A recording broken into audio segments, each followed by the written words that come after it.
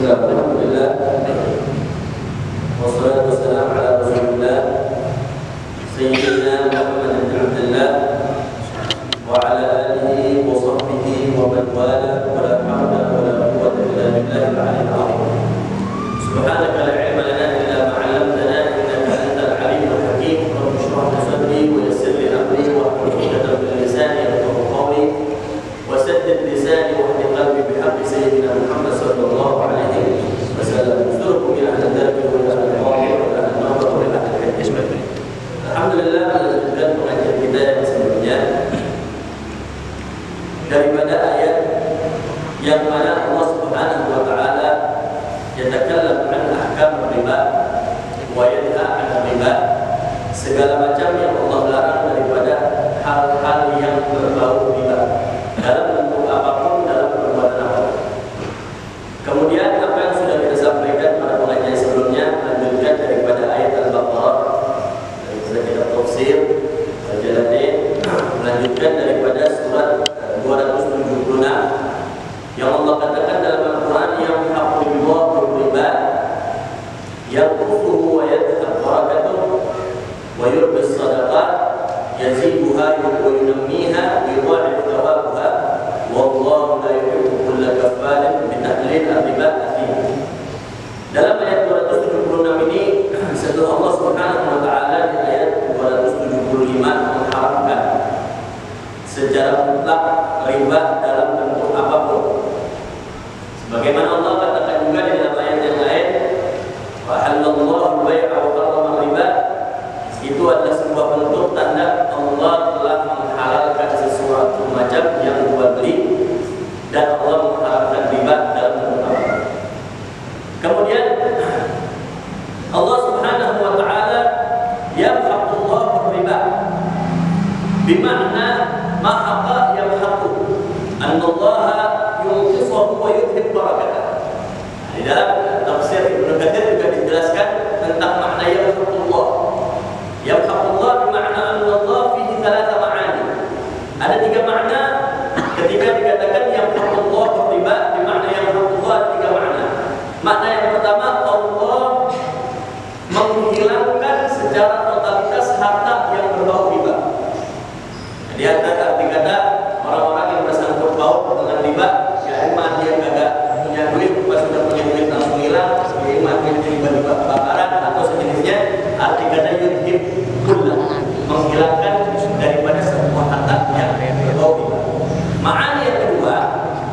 Makna Allah Subhanahu wa taala yunqisahu barakatan mali. Allah Subhanahu wa taala mengurangi daripada harta-hartanya dia, daripada keberkahan. Arti kata Allah Subhanahu wa taala ketika mengatakan ya mahqullahu riba, setiap seseorang yang berkecimpung dengan riba, maka walaupun uangnya banyak tapi gak berkah. Itu makna yang kedua. Kemudian sebagaimana yang kita ketahui, orang kalau walaupun duitnya banyak tapi gak berkah, kurang terus. Seperti pernah dikisahkan di zaman Imam Abu Hanifah.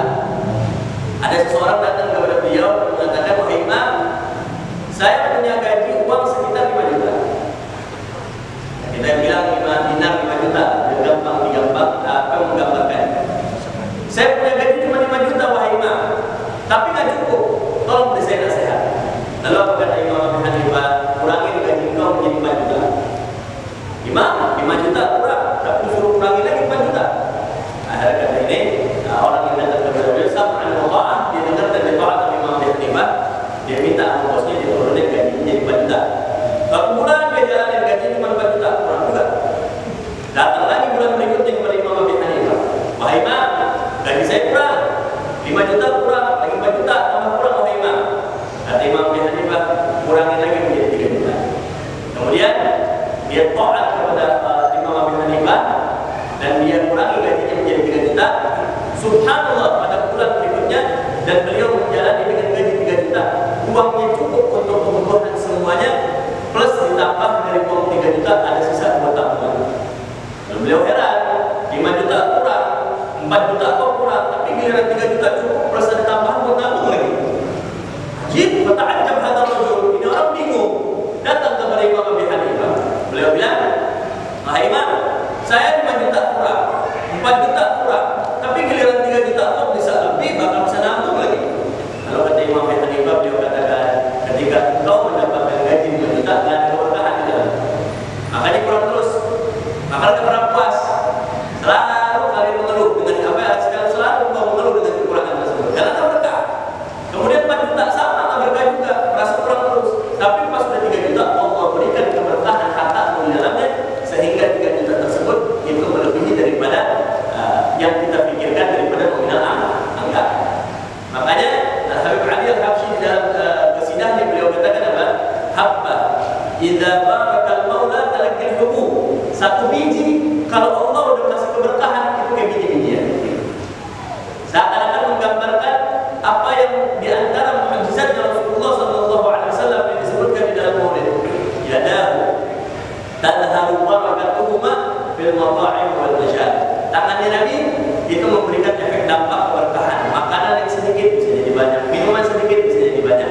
Ala kulli hal, ini semua menandakan akan berkesinambungan antara harta kita dengan kehidupan keseharian kita. Arti kata konektivitas antara ayat selanjutnya nanti akan bersambung, mempunyai makna yang keterikatan dan bisa terlepas.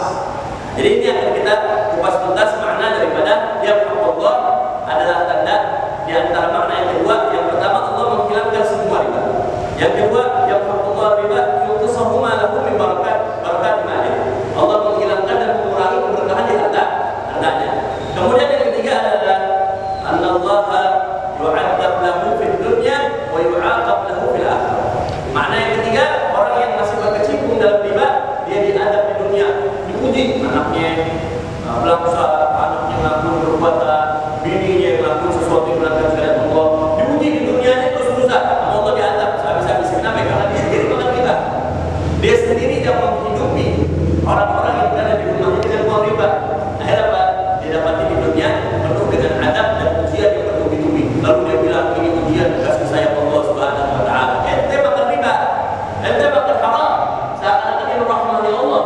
Justru ini adalah penyebab engkau mendapatkan musibah dari Allah Subhanahu wa taala. Dan terkadang musibah jangan kita jadikan persepsi ini adab dari Allah.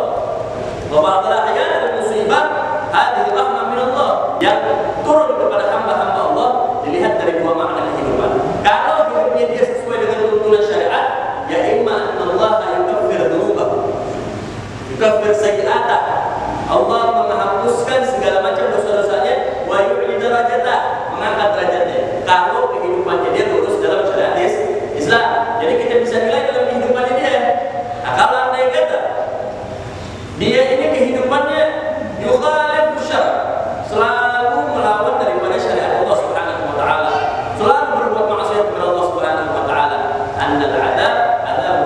haqiqiyyun min Allah azza wa jalla, termasuk daripada adab hakiki yang Allah berikan karena murka kepada hamba tersebut.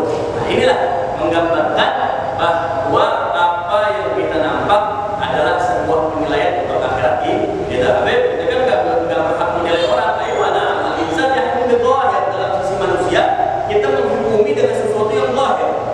Wa amal bawatin indallah, sesuatu yang di belakangnya apakah dia diampunkan di akhir ayatnya, kita nggak ada yang tahu. Bahkan katakan ada beberapa ulama bahwa orang-orang yang memakan riba, Allah bisa ampunkan dosanya dia apabila dia bertobat 20 tahun sebelum dia mati. Mana kita bisa tahu kapan matinya? Jadi 20 tahun sebelum waktu kematian kita, kalau dia bertobat, dia diampunkan oleh Allah Subhanahu wa taala. Tapi kalau enggak nyampe 20 tahun masanya, maka Allah tidak bisa mengampunkan dosa-dosa tersebut. Karena kita syedid bahwa wa'id Allah azza wa jalla masalah riba ini, Allah Subhanahu wa taala akan bersambung juga setelahnya. Yang Allah itu maknanya wa yadhil barakah wa yurbis sadaqah. Adapun untuk sedekah, Allah akan melipat gandakan, yaziduha wa yunammiha wa yudha'if thawabaha. Untuk sedekah, Allah akan melipat gandakan apabila seseorang yang sedekah. Karena sedekah mempunyai kontekstual yang berbeda dengan riba. Kalau riba bisa mengukurkan amalan-amalan soleh kita, sedangkan sedekah bisa melipat gandakan amalan-amalan kita. Bahkan sedekah ini mempunyai thawab azim inda Allah azza wa jalla min babil aula sadaqatus sir. Di antaranya yang paling utama adalah sedekah secara diam-diam. Makanya dikatakan apa? Sadaqatus sir tudfi ghadab Allah. Dikatakan apa? Sedekah secara sembunyi-sembunyi bisa meredam amarah Allah Subhanahu wa taala. Bahkan dikisahkan Al-Imam Ali Zainal Abidin, beliau selama di Madinah puluhan tahun, setiap malamnya mengangkut dan memikul karung gandum dan meletakkan di depan rumahnya orang-orang fuqara, orang masakin yang membutuhkan gandum tersebut. Setiap malam, puluhan tahun beliau lakukan bersama dengan budaknya beliau, yang mana budaknya beliau nggak ngangkat sama sekali dan nggak kerja sama sekali. Bahkan sampai budaknya mengatakan, wahai imam, biarkan saya untuk kerja, ini tugas saya sebenarnya, bukan engkau. Apa jawaban Imam Ali Zainal Abidin? Jangan engkau angkat ini karung gandum, biarkan saya yang mengangkat karung gandum ini agar nanti pundak saya bersaksi di hadapan Allah Subhanahu wa taala. Imam Ali Zainal Abidin, beliau ditemani oleh budaknya, walaupun ditemani oleh seorang budak, tapi beliau tak mau memberatkan budaknya, dan beliau pengen ini amal menjadi saksi yang mulia. Ahli salihin, orang-orang saleh ini mereka mengumpeti amalan-amalan, jadi biar apa tujuan? Biar nanti bisa bersaksi yang mulia. Semakin diumpetin, semakin besar tanda ikhlasnya seseorang. Tapi kalau misalnya semakin besar ditampakkan amal solehnya, semakin besar juga celah riya untuk masuk ke dalam hatinya. Kami nggak mengatakan riya itu urusan kita, riya itu urusan Allah. Iya betul. Tapi semakin ditampakkan amal soleh, maka semakin ada celah besar untuk riya masuk ke dalam hati kita. Tapi kalau semakin kecil, kita press terus amal soleh kita, sehingga nggak ada yang tahu sama sekali amal soleh kita, akhirnya apa terjadi? Maka tidak ada celah sekecil apapun untuk riya, apalagi sampai ujub masuk ke dalam hati-hati kita. Kemudian apa terjadi? Imam Ali Zainal Abidin puluhan tahun nggak ada yang tahu. Kapan tahunya? Setelah beliau wafat. Makanya orang-orang soleh itu amalannya ketahuannya setelah mati, baru disebutkan di dalam manaqib. Dulu masa hidupnya nggak ada yang nyebut. Kenapa? Karena beliau menyembunyikannya. Ada apa terjadi? Setelah beliau wafat, tidak pernah ada lagi setiap pagi hari karungan di depan rumahnya orang-orang masyarakat. Baru mereka. Bahkan di antaranya kisah Habib Ja'far Al-Syekhar As-Sakaf Rasulullah. Beliau juga termasuk punya amal seperti itu juga. Beliau mempunyai tanda juga di punggungnya. Karena di antaranya beliau memikul setiap malamnya untuk memberikan sedekah ke kaum orang masakin di kota Pasuruan. Agar ulama-ulama kita ini, orang soleh kita, dia tahu cara-caranya biar bisa dapat pahala gede. Kalau kita kan usahakan bisnis gimana caranya melipat gandakan modal kita, melipat gandakan keuntungan kita. Kalau orang soleh bukan urusan dunia melipat gandakan, tapi amalan akhiratnya gimana caranya? Nah, ini dia. Di antaranya melipat gandakannya dengan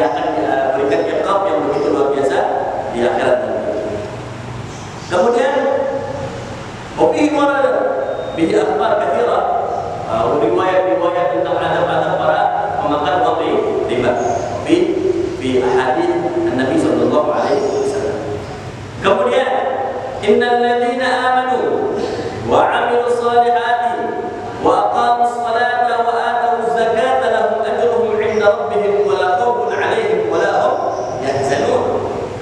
Ini adalah Allah sedang memuji, membanggakan ada golongan hamba-hambanya yang beriman kepada Allah Subhanahu wa taala. Setelah Allah Subhanahu wa taala memberikan peringatan, larangan keras kepada setiap hamba-hambanya, di lain sisi Allah juga memuji hamba-hambanya. Siapa mereka? Yang pertama adalah mereka yang beriman kepada Allah Subhanahu wa taala. Yabdahu ahlul iman indallahi azza wa jalla. Orang-orang yang ada di langit berserta Allah Subhanahu wa taala memuji orang-orang yang beriman kepada Allah Subhanahu wa taala. Kemudian ada wa'amilus shalihat, mengamalkan amal-amal saleh. Ayat amal saleh, dia tidak pernah mungkin, yang penting saya memperbanyak amal saleh. Tapi dengan runtutan yang harus kita perhatikan dalam amal-amal saleh kita. Karena terkadang amal yang sudah kita sangka benar, tapi di lain sisi ulama menggambarkan ini batal. Banyak di antara kita yang tidak mengetahui dan menyangka ini amal maqbul indallah, fa bididdihi, dan kebalikan daripada itu adalah mardudun indallah azza wa jalla, dia ditolak oleh Allah Subhanahu wa taala. Makanya penting ilmu sebelum amal. Karena disebutkan dalam surah Az-Zumar, fa'alimun bi'ilmihi lam ya'mal wa kullu man bighairi 'ilmin ya'malu a'maluhu mardudatun la tuqbal. Dikatakan apa? Orang kalau dia mengamalkan sesuatu perbuatan amal saleh tanpa ilmu, mardudun indallah, enggak akan diterima oleh Allah Subhanahu wa taala. Karena apa? Bukan arti kata itu dia ditolak dengan dasar kebenaran, tapi apabila ditolak dengan dasar kesalahannya dan dia tidak mengetahui. Kenapa? Karena di antaranya la ma'dzur indan nas, tidak ada udzur bagi seseorang untuk menormalisasikan sebuah kesalahan dengan dalil kebiasaan. Ini yang harus kita lakukan dalam syariat. Syariat ini tidak menormalisasikan adat untuk dinormalisasikan dalam syariat. Terkadang agama, contoh kayak beberapa tragedi yang terjadi di beberapa kota di Jawa Timur, adat yang namanya menyambut panen, lempar-lempar nasi, itu kan adat istiadat mubadir itu. Dalam syariat kan haram itu. Tapi dalam adat istiadat mereka dari pendahulu mereka melempar makanan-makanan itu tanda bersyukur atas panen yang berhasil. Wahada haram, atau tinggalkan. Tidak ada kata normalisasi dengan alasan dan dalil atas adat istiadat. Nggak boleh. Ini yang harus kita pertahankan dalam syariat Islam. Wa'amilus shalihat la budda bil ilm, dan mengamalkan amal saleh harus dengan dasar ilmu. Sehingga apa? Orang kalau dia mengamalkan amal saleh lebih banyak salahnya dibanding benar. Makanya orang-orang yang berilmu itu Allah angkat derajatnya lebih tinggi dibandingkan hanya orang-orang yang sekedar beriman kepada Allah Subhanahu wa taala. Nah, ini yang dasar daripada pentingnya ilmu sebelum amal saleh. Kemudian wa aqamus shalah, dan mereka yang mendirikan salat ma'a arkaniha wa syurutiha wa sunaniha. Dia harus tahu juga rukun salatnya, didirikan salat dengan benar-benar salat. Dia mendirikan salat dengan pemahaman ilmu yang sahih, bi'ilmi al-hadits an-nabawi wa ulama as-salaf as-salih, wa atau zakat, dan menunaikan zakat yang Allah perintahkan kepada mereka. Apa balasannya? Golongan-golongan tadi yang ketika Allah memuji mereka, innal ladzina amanu, sesungguhnya Allah ya mempunyai hamba-hambanya yang mereka beriman, mengamalkan amal saleh, kemudian mendirikan salat, wa atau zakat, mendirikan zakat, lahum ajruhum 'inda rabbihim, maka bagi mereka, untuk mereka pahala di sisi Allah Subhanahu wa taala yang begitu besar. Wala khaufun 'alaihim wala hum yahzanun. Hadis ayat menandakan orang-orang yang dia beriman kepada Allah, dia mengamalkan amal saleh, dia mendirikan salat, menunaikan zakat, dia akan mendapatkan pahala, dia akan mendapatkan dalam hatinya dua sisi yang tidak akan berada dalam sisi orang-orang tersebut. Apa? Rasa sedih dan rasa takut. Orang kalau udah hatinya penuh dengan Allah Subhanahu wa taala, sebagaimana dalam ayat yang lain Allah katakan, "Afaman syaraha Allah sadrahu lil Islam." Sebagaimana ada beberapa orang yang telah Allah tenangkan hati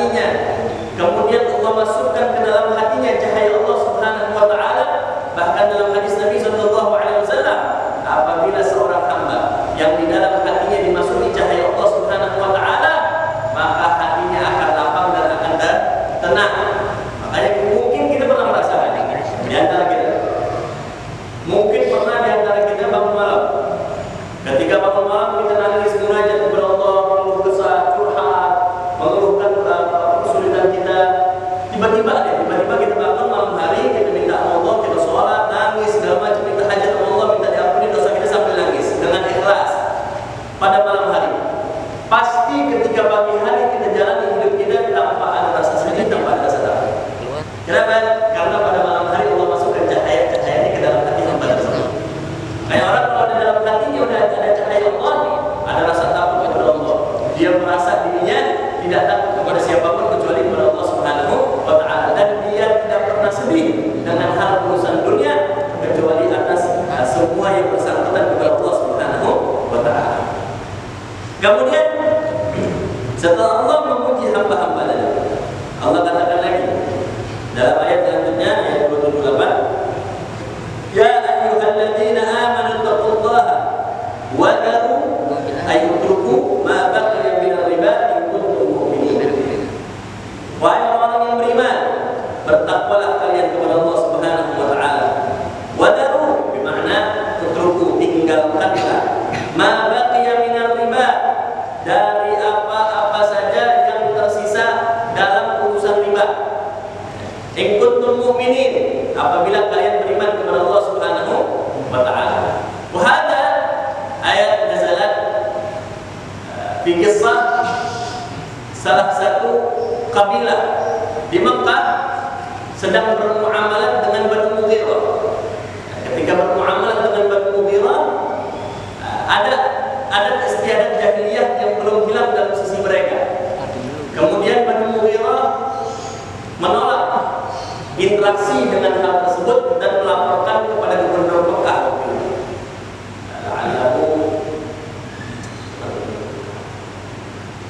Awal yang pertama kali diangkat gubernur oleh Nabi Sallallahu Alaihi Wasallam.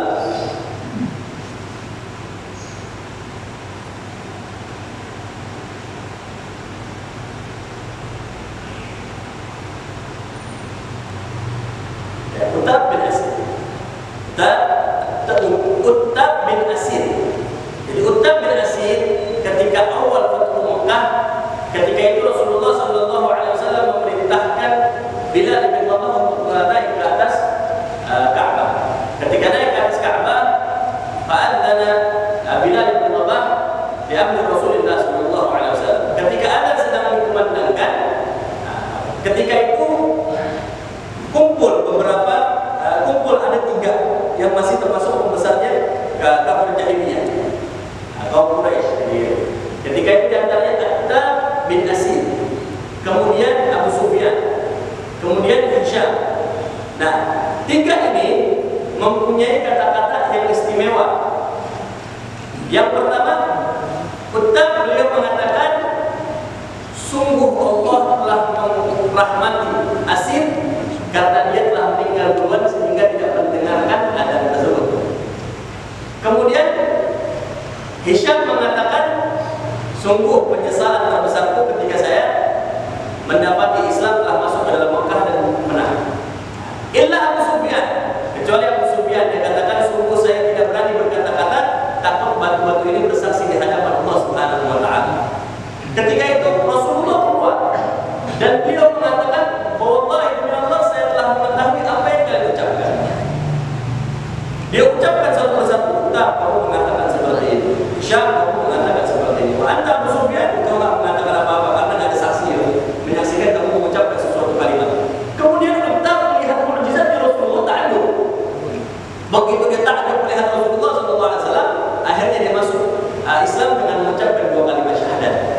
Setelah beliau mengucapkan 2 kalimat syahadat, setelah perang Fathu Mekah, Rasulullah SAW melanjutkan perang Hunain. Nah, ketika itu Uttab bin Asir diangkat menjadi gubernur Mekah. Nah, ketika itu semua orang-orang tak diterima. Kenapa kau mengangkat Uttab bin Asir ya Rasulullah? Ini badui keras, nggak ada lembut-lembutnya, nggak ada istilah kata ini, nggak ada kepintaran dan kepiawaian dalam istilah demokrasi dan sejenisnya. Karena ini kalau udah A, B, B,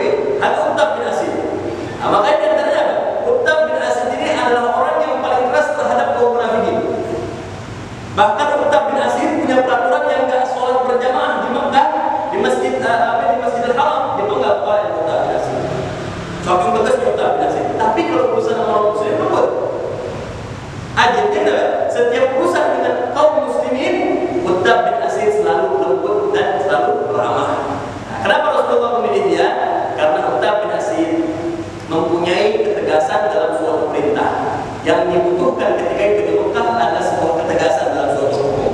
Nah, ketika itu Banu Mughirah mengirimkan surat kepada Utbah bin Asyid bahwa ada interaksi jual beli yang masih ada ribanya, sisa-sisanya. Lalu Utbah bin Asyid mengabarkan kepada Rasulullah SAW, karena awal yang pertama kali diangkat gubernur oleh Rasulullah Utbah bin Asyid. Nah, ketika itu Utbah bin Asyid langsung lapor kepada Rasulullah, ya Rasulullah, ada tragedi nih, masalah riba. Nah, akhirnya turunlah ayat ini yang mengatakan, ya ayyuhalladzina amanu taqullah wa daru, yakni utruku ma baqiya minal riba. Arti kata yang tersisa daripada riba tinggalkan, jangan sekali-kali kita tetap pakai dengan adat istiadat zaman jahiliyah. Arti kata Allah udah bikin harga mati, kalau riba haram, kagak pakai ada istilah adat istiadat jahiliyah ini, nggak bisa ditinggalkan, nggak ada. Harga mati haram, tinggalkan. Mereka benar-benar tidak memisahkan interaksi secara jual beli ataupun yang sejenisnya dengan adat istiadat jahiliyah, yaitu interaksi riba. Nah, inilah yang mengatakan, Allah mengatakan, wahai orang beriman, bertakwa kepada Allah.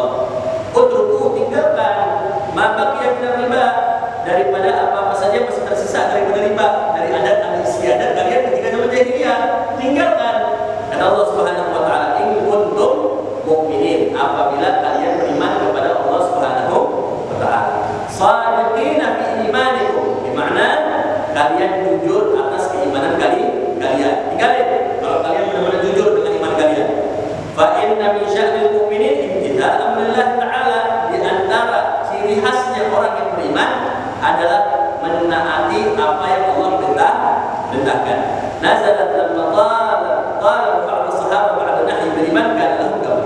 Ini arti kata setelah turun nahyun 'anillahi 'azza wa jalla 'ala riba, setelah turun ayat tentang larangan daripada riba, maka sahabat bilang, ya Rasulullah, masih ada lagi nih sisa-sisa riba nih dari adat istiadat jahiliyah.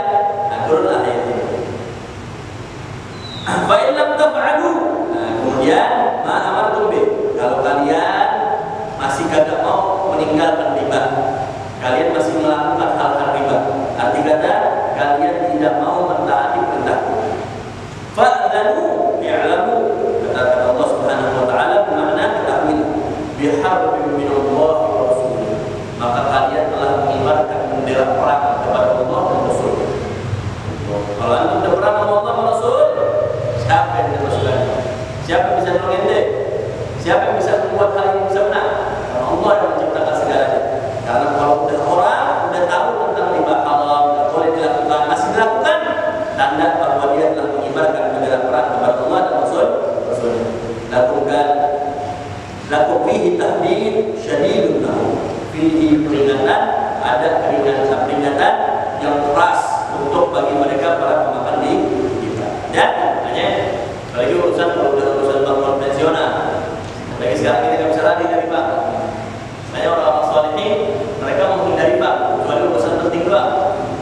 Mereka ketika dahulu berusaha untuk memberikan makan kepada anak-anak dan istrinya dengan makanan yang halal 100%. Bahkan di antara kisah dia Abdullah bin Abi Bakar Al-Aidus, beliau selalu menanam pohon-pohonan yang menumbuhkan makanan buat anak dan istri setiap malam.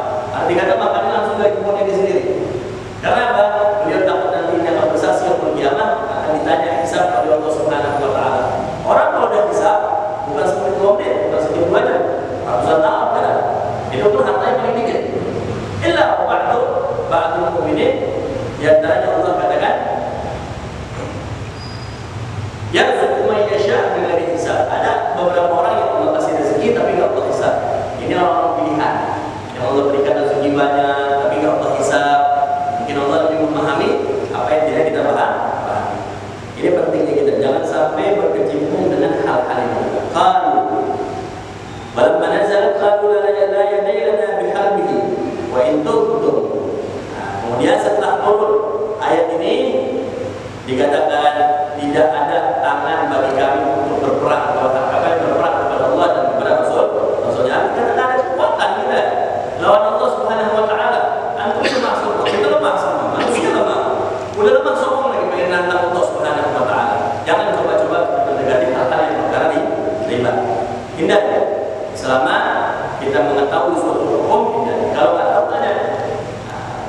ketidaktahuan kita karena tidak bertanya, ya. Antum nggak tahu dia riba apa kagak, tapi karena antum kagak mau tanya, padahal hakikat riba antum dosa. Orang yang dimaafkan atas udzur apabila dia tinggal di pelosok, nggak ada ulama pimpinannya, atau misalnya dia qarib ahli Islam, baru masuk Islam, ada ma'dzur, tidak syar'a. Tapi kalau antum udah hari-hari sholat, hari-hari ibadah, hari-hari ketemu Allah, tapi ketika urusan masalah jual beli kagak menanya sama ulama, udah kagak tahu, kagak nanya lagi. Wahada ya sab'in. Ini dosa bagi kalian yang diam atas perkara tersebut. Wa in kuntum, apabila kalian bertobat, raja'tum anhu, kembali setelah melakukan riba, kalian tobat kepada Allah Subhanahu wa taala daripada perbuatan tersebut, falakum rusul amwalikum la tadlimuna bi ziyadah wa la tudlamun. Maka harta-harta inti kalian daripada keaslian harta tersebut itu adalah harta kalian. La tadlimun, jangan kalian zalimi harta tersebut dengan menambahkan sesuatu yang riba. Wa la tudlamun, jangan dizalimkan dengan mengurangi harta tersebut. Wa in kana waqa'a gharib dhu usratin fanadhiratun ay 'alaikum ta'khirahu ila maisarah. Kemudian ayat yang selanjutnya berbicara tentang hal yang berbeda. Tentang apabila terjadinya orang yang menghutangi dalam keadaan yang berhutang tidak mampu untuk membayar. Hadhihi qissah. Ini ayat yang membahas apabila di antara kalian tertimpa hutang dan kalian tidak mampu untuk membayarnya. Kemudian yang memberikan hutang karena nggak tega dan kasihan sama orang tersebut, akhirnya ditakhir, ditunda pembayarannya, maka ini adalah sebuah kenikmatan dari Allah Subhanahu wa taala kepada orang tersebut. Nah, jadi dalam ayat ini, dalam hadis juga disampaikan, mengomentari pada ayat ini, apabila ada orang hutang sama kita deh. Apabila ada orang hutang sama kita, jatuh tempo. Cuman karena dia datang, maaf ya saya belum mampu untuk bayar, keadaan lagi susah. Ya udah, nggak apa-apa, saya tunda di bulan depan. Setiap harinya Allah lipat gandakan pahala sedekah. Ada hadis dari Nabi SAW, setiap antum menunda orang untuk membayar hutang karena nggak tega dia susah, ya benar-benar susah ya, nggak dibikin-bikin, benar-benar susah. Dia tunda satu hari, Allah catat pahala sedekah. Jadi kalau anda kata dia tunda selama 1 bulan, Allah catat setiap harinya 30 sedekah, 30 kali sedekah. Setiap kelipatannya sampai apa? Yang paling afdal ketika seseorang yang dia menghutangi seseorang, dia tunda pembayaran, dia kasih keringanan untuk waktu penunjang waktunya, dan di akhirnya diikhlasin. Wa tawakkalullah azza wa jalla. Karena pernah orang berhadis. Nah, di dalam hadis diriwayatkan apabila ada seorang hamba menghadap kepada Allah Subhanahu wa taala, Allah tanya, apa yang telah engkau lakukan di dunia untuk perbuatan amal mulia? Lalu dia orang mengatakan, mana syai' ya Rabb. Sampai 3 kali Allah tanya, apa yang engkau lakukan di dunia untuk amal akhiratmu? Mana syai' kasih sesuatu ya Allah. Sampai yang ketiga kali Allah tanya, adakah amalan yang engkau lakukan di dunia untuk urusan akhiratmu? Kemudian ditanyakan, ya Rabb, saya dulu adalah seorang pedagang, dan saya termasuk orang yang paling rasional dalam urusan perdagangan. Setiap ada orang kaya, saya akan menekan harga sesuai dengan harga. Tapi kalau ada urusan orang yang kurang mampu dan hutang ke tempat saya selalu menunda dan memberikan keringanan kepada orang susah tersebut. Kemudian apa yang kata Allah Subhanahu wa taala? Karena engkau di dunia selalu meringankan hamba-hambaku, maka sekarang saya ringankan kedudukan untuk masuk dalam surga. Langsung masuk surga. Al-Quran ada hadis dari Nabi SAW, orang yang suka menunda hutangnya orang dan meringankan hutang orang, bahkan sampai mensedekahkan dengan mengikhlaskannya, pahala di sisi Allah wajib nanti masuk dalam surga. Karena kalau antum sudah mempunyai sifat rahmah, kasih sayang kepada orang yang susah, antaranya pernah Abu Qatadah itu pernah ada orang utangin dan beliau kabur. Sahabat ditanya, mana bapaknya? Bapak nggak ada. Tanya mana bapak, ngumpet. Akhirnya pas suatu ketika dia anak ditanya, bapak di mana? Ada udah pergi makan sop. Akhirnya Abu Qatadah masuk, diteriak, engkau tak usah ngumpet, wahai fulan, keluar. Saya tahu kau ada di dalam. Akhirnya orang keluar dan berkata, Abu Qatadah mengatakan, kenapa kau menghindari saya? Kenapa kau kabur dari saya? Akhirnya orang mengatakan, ya Abu Qatadah, saya ini orang susah, saya malu bertemu dengan engkau, saya nggak mampu untuk bayar sekarang, wahai Abu Qatadah. Lalu apa yang terjadi? Membakar Abu Qatadah. Nangis Abu Qatadah. Mengingat hadis Rasulullah SAW. Di antaranya apa? Orang yang dia meringankan beban hutang seseorang dan juga sampai mengikhlaskan dan sedekahkan hutang tersebut, maka tidak ada perlindungan di yaumul qiyamah. Dia pasti akan mendapatkan perlindungan di bawahnya arsy Allah Subhanahu wa taala. Semenjak itu Abu Qatadah ikhlaskan hutang dan ikhlaskan hutang itu. Baru kata Rasul, orang kalau sudah merasa dia bisa mendapat sifat ini, maka Allah akan cemburu. Allah ini cemburu sama hambanya. Antum baik sama hamba yang lain, Allah cemburu. Ada takram ala man akramu minna. Ente merasa baik dengan orang yang lebih baik, siapa yang lebih baik? Allah. Ente bantu orang susah, siapa yang bisa membantu? Allah. Tapi gara-gara ente mempunyai sifat karam, Allah merasa cemburu. Maka otomatis orang tersebut akan mendapatkan kewajiban masuk dalam surga. Makanya di antaranya apa? Perkataan Habib Abdul Qadir bin Ahmad As-Sirkab. Di akhir hayat beliau mengatakan apa? Afdhalul a'mal fi akhir zaman. Paling afdal di akhir zaman apa? Doa hawaidin nas, selalu membantu kebutuhan manusia, meringankan beban manusia, menggembirakan manusia. Paling mahal di sisi Allah Subhanahu wa taala itu kalau syukur, memasukkan kegembiraan ke dalam hati hamba-hamba Allah Subhanahu wa taala. Ini yang paling susah. Karena repot perusahaan ini kita juga butuh kan. Kalau misalnya orang minjem sama kita, udah masuk waktu untuk bayar. Ini yang diajarkan oleh Rasulullah Sallallahu Alaihi Wasallam. Di antaranya apa yang diajarkan Rasulullah di kisah Sayyidina Abu Hurairah. Abu Hurairah ini termasuk orang-orang Ashabus Suffah. Jadi Ashabus Suffah ini orang-orang yang tinggal di pelataran Masjid Nabawi. Dia nggak punya rumah, dia nggak punya keluarga, memang benar-benar susah. Ketika itu Abu Hurairah benar-benar lagi melanda lapar dan juga lapar. Akhirnya beliau ikhtiar coba, pengen mencari rezeki. Di pertengahan jalan dia bertemu dengan Sayyidina Abu Bakar As-Siddiq radhiyallahu anhu. Kemudian Abu Hurairah memang saking beliau para sahabat menjaga daripada kemuliaan yang aziz. Akhirnya beliau mengatakan, saya tidak akan pernah meminta-minta kepada manusia. Akhirnya Abu Hurairah saking nggak mau mintanya, dia katakan kepada Abu Bakar, ya Abu Bakar, ini soal saya punya pertanyaan.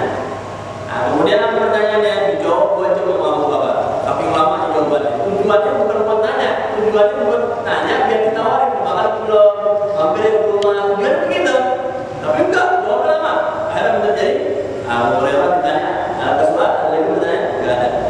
Terus datang ke Sayyidina Umar, begitu juga lah. Akhirnya terjadi sapi muda rusnya datang kepada Rasulullah SAW. Begitu dah ada Rasulullah jawab, plus dia ada jawabannya. Cuman karena Rasulullah SAW beliau mempunyai pandangan yang berbeda dengan para sahabat yang lain.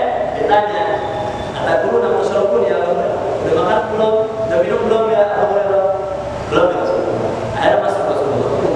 Masuk dalam tanya sama Sayyidah Aisyah, hal ada syai'un min ta'am? La ya Rasulullah. Hal ada syai'un min syarab? Ada sesuatu yang buat diminum? Ada sebotol susu. Itu juga buat kita minum hari ini. Apa yang terjadi udah biarin saja. Akhirnya begitu keluar, Abu Hurairah panggil. Apa yang Abu Hurairah dipanggil? Ya Abu Hurairah, panggil semua Ashabus Suffah. Panik Abu Hurairah. Dia botol minum, apa yang dua botol dibuat Rasulullah, mas botol susu deh. Disuruh panggil Ashabus Suffah, jumlahnya ratusan lagi deh. Gue yang berusaha, malah yang lain boleh dapat. Ya, tapi nggak apa-apa dah, seenggaknya duluan deh. Abu Hurairah mikir begitu deh. Akhirnya terjadi, Ashabus Suffah dipanggil. Begitu semua dapat ngantri, semuanya dapat satu gelas. Tapi Abu Hurairah justru terakhir. Tambah panik Abu Hurairah. Saya nyari, saya yang usaha, malah saya disuruh terakhir Rasulullah. Akhirnya terjadi semua sahabat minum daripada susu dari tangan mulia Rasulullah SAW. Begitu minum dari tangan mulia Rasulullah, akhirnya semua sahabat mengatakan, Allah tidak pernah kami merasakan kekenyangan yang luar biasa kecuali kami meminum susu dari gelas tangan mulia Rasulullah. Tinggal Abu Hurairah, yang pada orang saya sisa dikasih satu gelas, minum sama Abu Hurairah. Dikasih lagi satu gelas, diminum lagi sama Abu Hurairah. Al-Qur'an tazid ya Abu Hurairah, ingin nambah lagi ya Rasulullah? Ya Abu Hurairah, kata Abu Hurairah, Rasulullah plus saya tambah lagi meledak dulu saya. Baru dua gelas diminum. Tapi kekenyangan, ini yang saya sambung tadi. Bahwa yang dikatakan ada bukan al-barakah umma bil mata'im wal masyarib. Tangannya Nabi memberikan keberkahan atas makanan dan minuman. Dan dari sini kita belajar bahwa Nabi mempunyai kepekaan yang besar